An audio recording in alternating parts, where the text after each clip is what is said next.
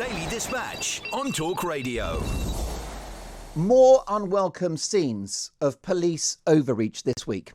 A man in the West Midlands walking on his own along the street, making his way to work. Hardly the crime of the century. A cop car pulls over with some urgency. Two cops inside, and in a scene redolent of Cold War East Germany, this chap is asked what he's doing and where he's going. Well, he answers. He says, I'm going to work. He's then asked for his address, which he duly gives. He doesn't have to, but he does. He's then asked his name, which he reasonably and politely questions the need for. After a calm and innocuous set of responses from this young man, he's called an idiot by the male officer, who gets so close to him, he's ironically breaking social distance rules himself. Now, this chap was then bundled into the back of the police car for his pleasure. This incident was completely wrong. It was unfair. It was a great injustice, and it caused needless distress. And it's an unfortunate example of police overreach. Of course, that guy will get over it, but this kind of spectacle is damaging to the reputation of our amazing cops who work so hard to keep us safe 24/7. The relevant police force have apologised, and credit to them for that. They've said it's clear that the officers' conduct fell far below what we would expect. And then some. But the damage is done. This shocking video has now been viewed by almost 2 million people. And all too often in this pandemic, we've seen examples of police overreach, overinterpretation of the rules, and overzealous policing of those rules. Haven't they got anything better to do? Has murder stopped?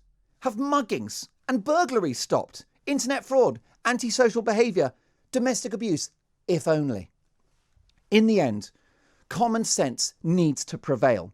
Whether you like it or not, we are supposed to live in a free society, not a police state. Well, not yet anyway. And overall, we have to trust the public to do the right thing. Footage of a nurse arrested while trying to take her 90-year-old mother back from a nursing home, or multiple officers storming an empty gym like a SWAT team from the LAPD. This undermines public confidence and respect for the police. And our respect for the police is the greatest weapon they have. That is the key tool that helps them to do their job. Mistakes will always be made. Of course, we're all human. But the balance in terms of how we're policed seems to have tipped in favour of control rather than public order. We have the best police force in the world, and I think they've drawn the short straw in this pandemic. Off the back of an unprecedented drop in police numbers as a result of a decade of austerity, pay freezes, tough working conditions, they have in the last 10 months been saddled with policing strange and confusing rules like the scientifically debatable 10 p.m. curfew. But we have policing by consent. And that consensual principle in which the public are treated as intelligent, free, autonomous individuals must not be the next casualty of the pandemic. We have the best police force in the world, but they are public servants. They work for us, and via parliamentary statute, we grant them the powers with which to keep us safe. So my message to our officers is clear. You are world class. The best we have, best of British. I would happily applaud you every Thursday night. But a power grab of our civil liberties and individual freedoms in the name of COVID is unacceptable. We need policing by consent and by common sense. So in the coming months, as we navigate our way out of this pandemic, let's have a bit more Hercule Poirot and a bit less Inspector Clouseau. This is Talk Radio. What's the legal position? Let's speak to Stephen Jackson, lawyer, editor, and founder of laworfiction.com. Hello, Stephen. Hi, Martin. Nice to speak to you again. Great to have you on the show. The voice of reason, the voice of the law, because the problem with this pandemic has been confusion in the public sphere about what the law is, and some confusion within the police force. Some confusion is the understatement of the century, I would say. There is no place, Mark, that there isn't confusion. And to my mind, and I think to many other lawyers as well, is that it is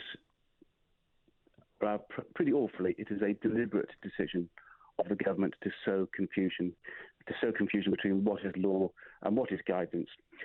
Where we are in that's an old theme from me. You've heard me say it many times. The difficulty is we've had laws being pushed out at a rapid rate, extremely complex. The ministers who are signing them off haven't got much of a clue as to what they say. They say, well, we know what it is, it's all very simple. Well, yes, it always seems simple on the top when you tell people you can't leave your home, you can't go. Yes, on the face of it, that sounds simple. But when you dig down and what the law says, it is extremely complex. And to be fair to the police, like everyone else, they rush through with a briefing in the morning and say, we've just had these new laws rushed out overnight, get out there and enforce them. And they haven't got a clue what it is. So many times when the police are caught on camera, it goes around on the social media, and they're quoting names of acts or regulations which don't even exist. It's become ridiculous. I don't blame the police too much in terms of the position they've been put into. And as far as that police officer where the video's gone viral, which you've been mentioning, as far as that's concerned, I think it is important for everyone to remember this is not every police officer.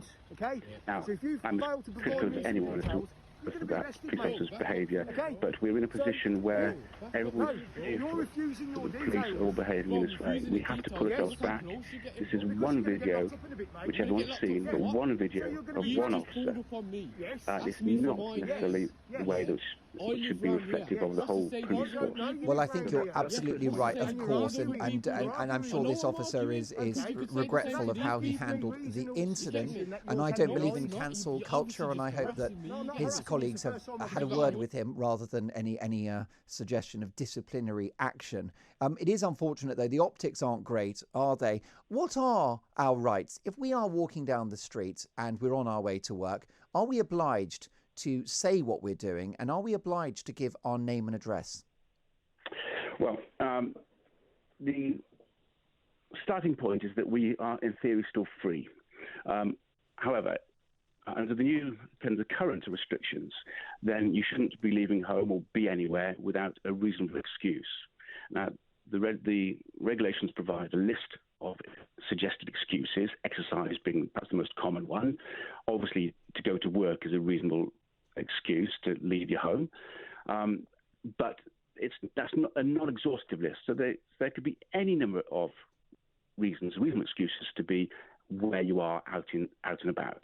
So that's the first point. Now the question then is, to what rights do the police have to stop you in the street?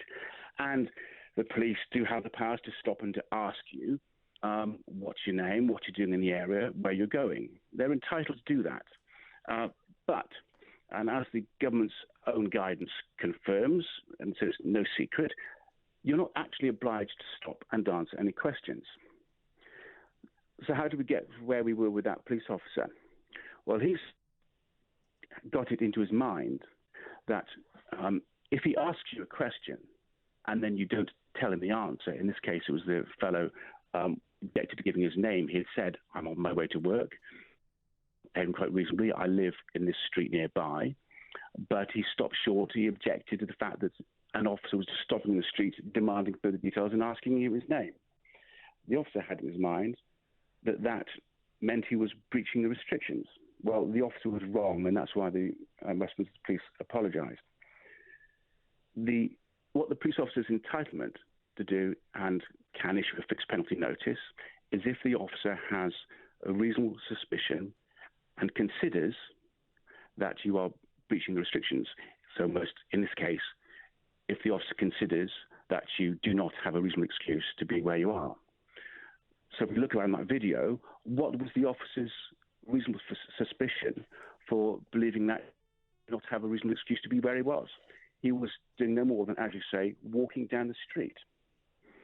So if that officer is correct, if that officer's interpretation was correct, thinking that if you won't tell me your name, then that gives me reason to believe you're a bit dodgy and you must be here without, then that moves us into a very different situation from anything that's been stated explicitly in the regulations or in law or mentioned in Parliament. And it does move to a police state whereby effectively the police have absolute power to ask you anything they like, demand any details from you, and your failure to answer that results in a presumption of guilt. And really, the answer from that young man, who at no point raised his voice or was aggressive or even swore, in fact, the first curse word came from the officer himself, who used the word idiot. But once he'd actually answered, "I'm on my way to work," that should have been the end of the interrogation. Absolutely. That officer disclosed, he was asked by the young man, he's asked, why do you think I'm breaching the restrictions, or some such question.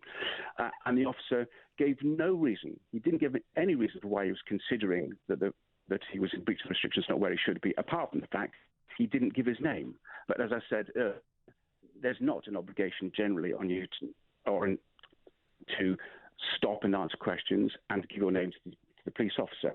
So moving forward in practical terms, we have, because of this shouting from the podium at number 10 and from the politicians telling people you must do X, Y, and Z, and if you don't, then you're breaking the law. This shouting which is going on, it is leading to a position where people think and officers believe they're entitled to demand this information. It's simply not right. In practical terms, though, most people will not that young man, and they will simply give their name. They'll tell the officer what they're doing, and there'll be many listening to your show, Mark, who will think, well, actually, why shouldn't he do that? Or what's the problem just telling the officer's name? If he'd done that, there wouldn't have been a problem. Well, that's one point of view. Another point of view is to say, hold on a moment, we're still supposed to be in a democracy. That's not a position we've asked for, that a police officer can stop you walking down the street, minding your own business, and is no longer your business. It is the police business for everything you do and every part of your day. And Stephen, with the clock against us, in brief, if you can, in terms of post-pandemic, we will get through this, and I suppose many of my listeners will, and perhaps myself as well included, will take a bit of a bath on my human rights at this unusual time. We've had our liberties curtailed, and I think most people have accepted that as long as it's temporary. Is there a danger that this kind of overreach from the cops will be a part of the post-pandemic legacy that will be stuck with this kind of policing? There's a huge danger of that. The politicians don't like giving up the power. Police officers get used to exerting their power over the members of the public. That's human nature. It is a huge danger, Mark. And that is why that young man, I think many would say, he was quite right to stand up for his rights as he did. Fantastic thought. Stephen, we're really grateful for your time. Stephen Jackson is a lawyer, editor and founder of the incredibly useful website laworfiction.com.